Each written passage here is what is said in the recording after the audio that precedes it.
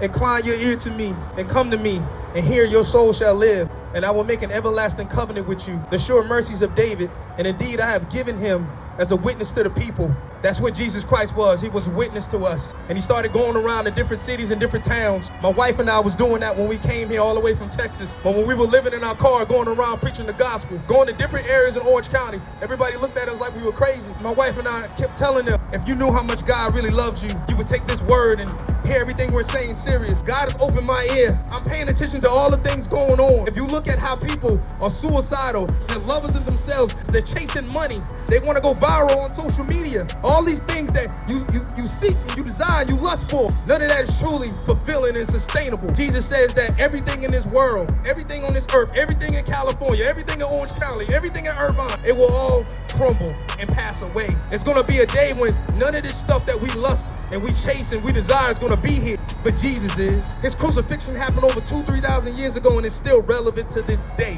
That has to show you that there's power in the name of Jesus. There's no other name. One of my brothers that lives in Boston, and he committed sin and backslide, and he was like, oh man, God's gonna send me to hell, God's gonna send me to hell. And he was praying and repenting, and God said to him, it's not about what you did, it's about who I am. It's not about what you did 10 years ago. It's not about what you're gonna do today or what you're gonna do tomorrow. It's about who he is, a loving father that turned his back on his son when he was on that cross, hardly breathing, nails in him. It's about that father that sacrificed his only beloved son just so all of us walking, ones that don't want him, don't want nothing to do with him, don't want to pray to him, don't want to read his word, that father. I was reading Romans 8, it talks about how nothing can separate you from the love of God, right?